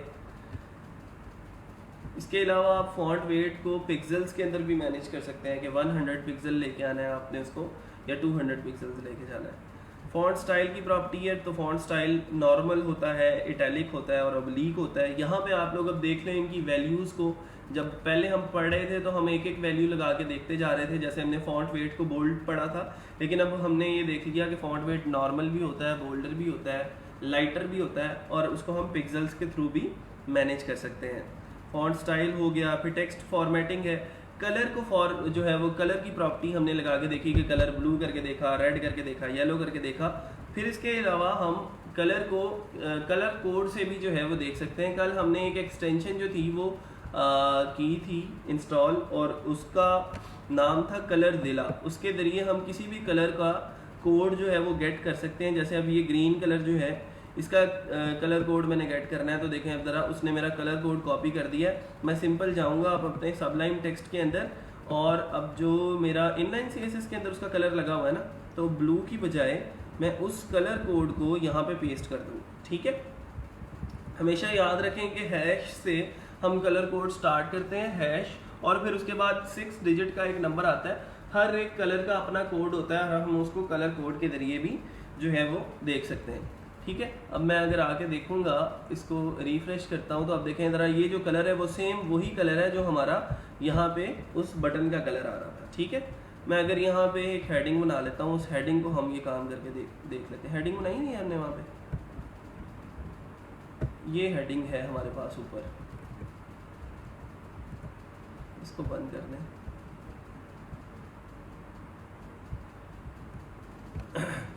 ठीक है, ये हमारे पास हेडिंग है, उसको आईडी दी हुई है कोई, और इसको जो है हम अगर स्टाइल का टैग यहाँ पे शुरू कर लें, इसको हम कलर दे देते हैं, कलर की प्रॉपर्टी, और उसको हमने ये वाला कलर दिया। रिफ्रेश किया तो आप देखें कलर की प्रॉपर्टी, कलर का ये जो कलर है सेम वही हो गया जो उस बटन का था। इसी तरह कल हमने dapper.reviews के जो मेन्यू बार था उसका कलर उठाया था। तो आपको अगर कोई असाइनमेंट दे दी जाए कि सर ये आपने सेम टू सेम इस तरह का जो है आपने बना के आना है एक डॉक्यूमेंट, तो आपको कलर का नहीं पता लगता। अब ये कौन सा कलर है मुझे नहीं पता, मुझे इसका नाम नहीं आता, ये कौन सा कलर है मुझे इसका नाम नहीं आता।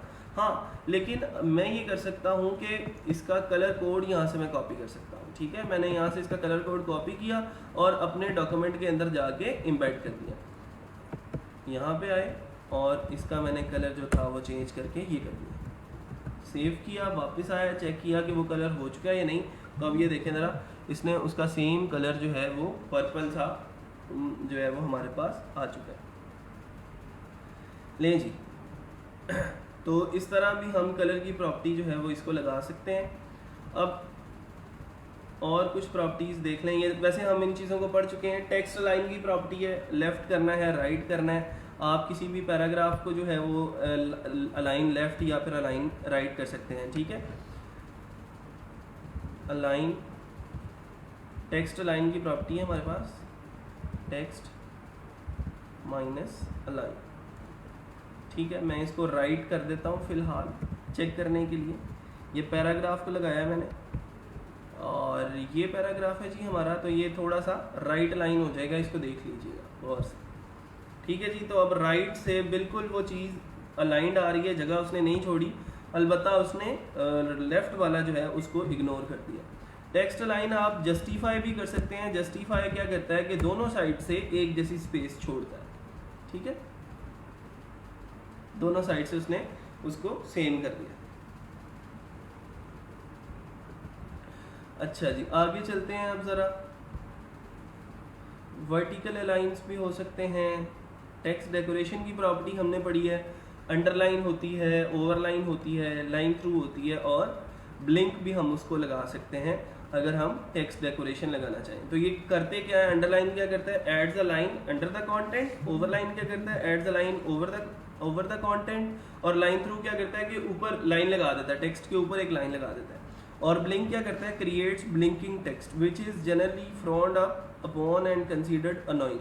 ठीक है, उसकी ज़रूरत आमतौर पे नहीं पड़ती हमें, लेकिन अगर मैंने किसी टेक्स्ट को, जैसे ये स्पैन का टेक्स्ट है, इसके ऊपर लाइन लगानी हो मैंने, तो स्टाइल की प्रॉपर्टी लगाऊंगा। और हमारे पास कौन सी प्रॉपर्टी है जी, टेक्स्ट डेकोरेशन की। टेक्स्ट डेकोरेशन की प्रॉपर्टी लगाई मैंने, कॉलन से इसको वैल्यू दी, वैल्यू मैंने दे दी लाइन थ्रू की। लाइन थ्रू क्या करता है, हैव यू के ऊपर क्या करेगा, वो एक लाइन लगा देगा। तो हैव यू को देखें ज़रा, उसने स्ट्राइक थ्रू या फिर आप कह सकते हैं इसको लाइन थ्रू की प्रॉपर्टी लगा के ऊपर उसके लाइन लगा दी। चलें आगे चलते हैं।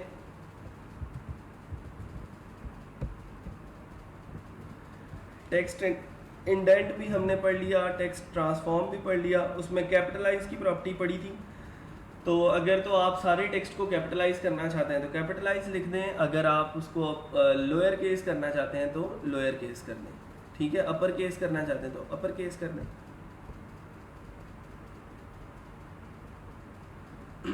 कैपिटलाइज के अंदर और अपर केस में डिफरेंस है, उसको ज़रा देख लें। उसने कैपिटलाइज में लिखा है the first letter of every word should be capitalised. ठीक है, और अपर केस में क्या होता है, सारे का सारा कंटेंट ही कैपिटलाइज हो जाता है। लेटर स्पेसिंग भी हमने पढ़ ली है, वर्ड स्पेसिंग भी पढ़ ली है। वाइट स्पेस प्रॉपर्टी कौन सी है जी? वाइट स्पेस के अंदर नो रैप है, नॉर्मल है और प्री का टैग है, इसको बाद में पढ़ते हैं। एक और चीज़ जो मैं आप लोगों को पढ़ाना चाह रहा था वो ये है, हाँ, लिंक्स के ऊपर हम कैसे जो है वो CSS इम्प्लीमेंट कर सकते हैं। लिंक्स के ऊपर CSS इम्प्लीमेंट करने का मतलब ये है कि आपने किसी लिंक को टारगेट करके कैसे प्रॉपर्टी लगानी, ठीक है। एंकर टैग के जरिए हम लिंक्स बनाते हैं ना, ठीक है। तो आप एंकर टैग को कैसे टारगेट करोगे? जैसे मैं यहाँ पे आता हूँ और जितने भी एंकर टैग्स हैं उनको मैंने ए से कॉल किया और यहाँ पे आके मैंने उसका जो कलर था वो लेट सपोज मैंने कर दिया हॉट पिंक, ठीक है, और सेमीकोलन लगा दिया, वापस आया तो मैं पहले चेक कर लूँ कि कितने एंकर टेक्स्ट हमने यहाँ पे लगाए हुए हैं। एक तो ये है बेस्ट 4K सिक्योरिटी कैमरा, इसका अभी कलर जो है वो ब्लू है, ठीक है। और दूसरा हमारे पास ये गो टू टॉप वाला है, इसको मैं ज़रा रिफ्रेश करता हूँ अब, तो अब देखें ज़रा गो टू टॉप का कलर जो है वो उसने चेंज कर दिया, वो पिंक कलर हो गया इसका, ठीक है। और 4K सिक्योरिटी कैमरा जो है वो भी अब पिंक कलर में आ रहा है। तो इस तरह हम लिंक को भी CSS की प्रॉपर्टी लगा के उसके अंदर भी हम चेंजिंग्स जो हैं वो कर सकते हैं, ठीक है। सर स्पैन को कैसे यूज़ करते हैं, ये पहले डिस्कस कर चुके हैं। स्पैन सिंपल, हम किसी अगर टेक्स्ट को यूज़ करना चाहते हैं, जैसे ये हैव यू था तो मैंने स्पैन स्टार्ट किया और स्पैन ही एंड कर दिया उसके गिर्द। तो स्टाइल की उसके अंदर मैंने प्रॉपर्टी लिखी, स्टाइल के अंदर हमने उसको जाके उसकी टेक्स्ट डेकोरेशन जो थी वो लाइन थ्रू कर दी, क्योंकि मैं सिंपल हैव यू के ऊपर लाइन लगाना चाहता था। तो सिंपल अब हैव यू के ऊपर ही लाइन लगेगी, बाकी पूरे पैराग्राफ के ऊपर लाइन नहीं लगाएंगे, ठीक है। अभी डिव और स्पैन को और डिटेल में बाद में डिस्कस करते हैं। यहाँ तक अभी जो चीज़ें हैं उसके अंदर एक और चीज़ जो है वो डिस्कस कर लें। अभी हमने पढ़ा है कि हमने एंकर टेक्स्ट को हमने उसका कलर जो है वो कैसे चेंज करना है। मैं एक और प्रॉपर्टी लिखता हूँ कि एंकर टेक्स्ट को जब हम हॉवर करें तो कैसे हमने उसको लेके चलना है। तो ये देखें ज़रा, ये प्रॉपर्टी लगाएंगे, उसको ए के बाद कॉलन लगा के हॉवर लिखेंगे, ठीक है। और उसके बाद हम जो है उसको कोई प्रॉपर्टी लगा देंगे, लेट सपोज उसका कलर जो है वो पर्पल करना है, कि जैसे ही कोई यूज़र उसके ऊपर हॉवर करे तो उसका कलर पर्पल हो जाए। तो मैं रिफ्रेश करता हूँ और बेस्ट 4K सिक्योरिटी कैमरा के ऊपर आता हूँ, तो ये देखें ज़रा, अब उसने उसका कलर हॉवर करने के ऊपर पर्पल कर दिया। वापस आता हूँ दोबारा पिंक हो जाता है, फिर ऊपर हॉवर करता हूँ तो उसका कलर जो है वो पर्पल हो जाता है, ठीक है जी। यहाँ तक कोई चीज़ समझने वाली है तो वो मुझे आप लोग बता दें, उसको हम दोबारा डिस्कस कर लेते हैं। आज के लेक्चर में कोई कन्फ्यूजन है तो आप लोग क्लियर कर लें। बिफोर एंड आफ्टर को भी बाद में पढ़ेंगे अदील, अभी उसका टाइम नहीं आया। अभी आज के लेक्चर में जो चीज़ें पढ़ी हैं, जो CSS हमने इम्प्लीमेंट करके देखी है, वो अगर मैं कहूँ तो कल को आप आके मुझे वो प्रॉपर्टी बता सकते हैं कि सर इसके लिए हमने क्या किया था, कौन सी प्रॉपर्टी यूज़ की थी। जितनी प्रॉपर्टीज आज डिस्कस की हैं उनके रिलेटेड कोई क्वेश्चन है, कोई सवाल है तो आप लोग पूछ सकते हैं।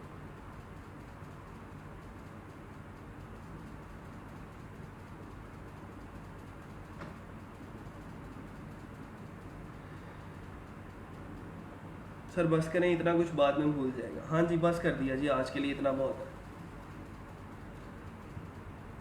पैराग्राफ का साइज़ कैसे सेट करेंगे वो भी मैंने इसी लेक्चर में बताया हुआ है, उसको देखें, इस लेक्चर को दोबारा से पीछे से देख लीजिएगा।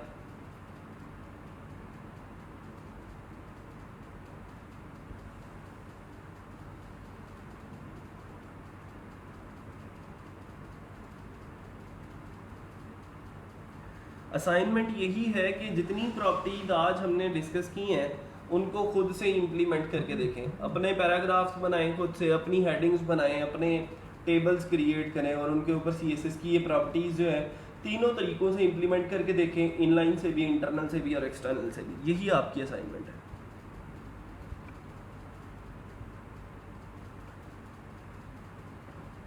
अच्छा, बिन बाबर बार बार सवाल पूछ रहे हैं कि ज़्यादा कौन सी CSS यूज़ होती है। तो हर एक CSS का अपना अपना फ़ायदा है। आम तौर पे इंडस्ट्री के अंदर जो इस्तेमाल की जाती है वो है एक्सटर्नल CSS। वो इसलिए क्योंकि हम एक टेम्पलेट बना के रख लेते हैं CSS का और उसको हम जो है बाद में मुख्तलिफ HTML फाइल्स के ऊपर जो है वो इम्प्लीमेंट कर देते हैं, ताकि हमारी सारी वेबसाइट्स की जो स्टाइलिंग है वो सेम हो जाए। ठीक है, तो ये बड़ा इंपॉर्टेंट चीज़ है कि एक्सटर्नल CSS का फ़ायदा ये है कि अलहदा से क्योंकि एक फ़ाइल बनाई होती है, तो उसी फाइल को हम बाद में किसी और HTML फाइल के साथ भी लिंक कर सकते हैं।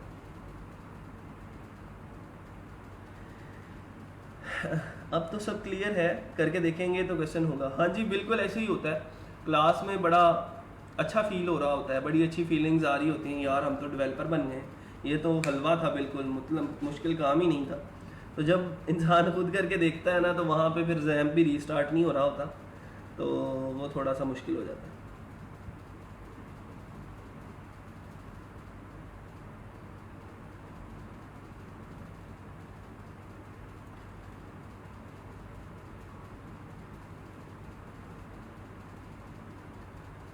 हाँ जी, चेक करवानी है, बिल्कुल आप चेक करवाएं। आप जो है अपनी CSS वाला जो काम है, जितना भी आज आप लोगों ने करना है, वो भी आप उसी पोस्ट के कमेंट्स के अंदर जाके उसकी आउटपुट जो है वो पोस्ट कर दें, वही बहुत है। ठीक है, आप लोग सिंपल यही किया करें कि जितना भी काम किया है आप, मैं वो पोस्ट कर दिया करूँगा एक, और उस पोस्ट के कमेंट्स के अंदर जाके अपनी आउटपुट जो है वो दिखा दिया करें।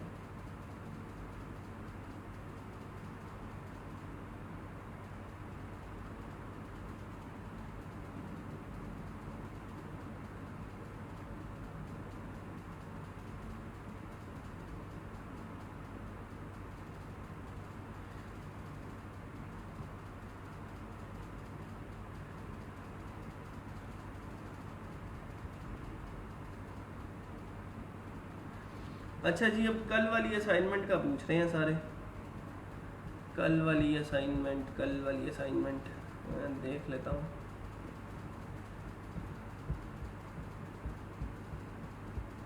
हमारे पास कौन सा ग्रुप है? UF batch 9।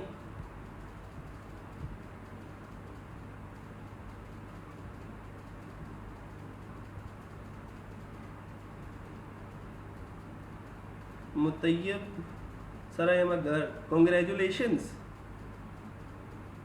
For being a girl. मुझे नहीं पता था।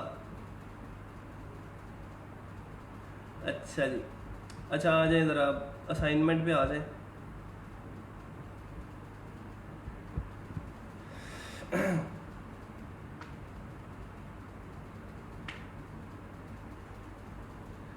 अच्छा, यहाँ पे आप लोगों को मसला आ रहा है ये इस सेक्शन पे, ऐसे ही है कि ये वाला जो सेक्शन है ये कैसे इम्प्लीमेंट होगा। थोड़ा सा ना लॉजिक का इस्तेमाल करने की जो है वो ज़रूरत है। सबसे पहले ये ट्यूसडे की बात करते हैं, तो हम लोग क्या कर रहे थे, आप लोग क्या कर रहे थे कि देख रहे थे कि यहाँ पे 1, 2 और 3 रोज़ हैं, तो हम इस ट्यूसडे को 3 का रो स्पैन दे देते हैं। 3 का रो स्पैन यहाँ पे दे दिया, 1 और 1 का रो स्पैन इसको दे दिया। यहाँ पे जब बात आई तो यहाँ पे अब ये सोचेंगे कि भाई पीछे 3 का दिया था, तो इसको 1.5 का दे देते हैं, तो 1.5 का रो स्पैन नहीं होता।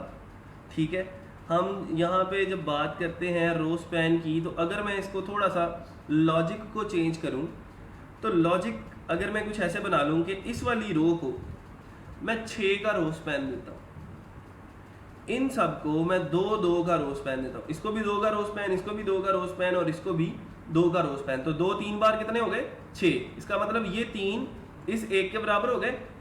और यहाँ पे जब आते हैं तो इन दोनों को मैं 3 का रो स्पैन दे देता हूँ, 3 का इसको और 3 का इसको, तो 3 और 3 6।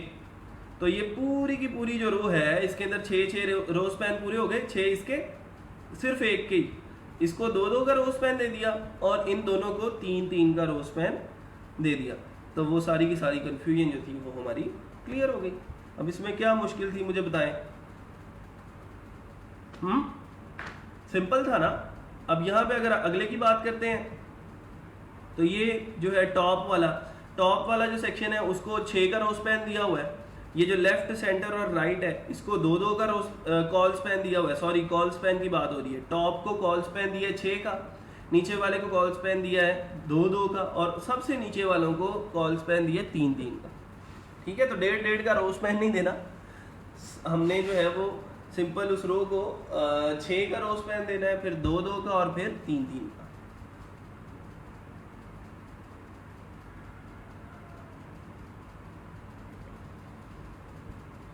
ठीक है जी, कंफ्यूजन क्लियर हो गई है। अब ये वाली जो लॉजिक है इसको इम्प्लीमेंट करके देखें उस टेबल के ऊपर, और जितने लोगों ने गलत किया था वो सारे दोबारा से ठीक करेंगे और अपने स्क्रीनशॉट्स दोबारा से जो है वो पोस्ट करेंगे ग्रुप के अंदर। और आज वाली जो CSS है बहुत ज़रूरी है वर्डप्रेस के लिए ख़ास तौर पे। जब हम वर्डप्रेस में काम करेंगे तो हम एडिशनल CSS के ज़रिए कुछ कस्टमाइजेशन करेंगे और यही प्रॉपर्टीज़, सेम यही प्रॉपर्टीज़ हम वहाँ पे भी इम्प्लीमेंट कर रहे होंगे।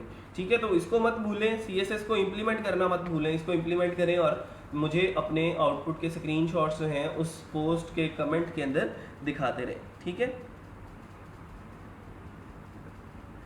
आज के लिए इतना ही। इंशाल्लाह मिलते हैं छोटी सी ब्रेक के बाद। अपना और अपने घर वालों का ख्याल रखिएगा।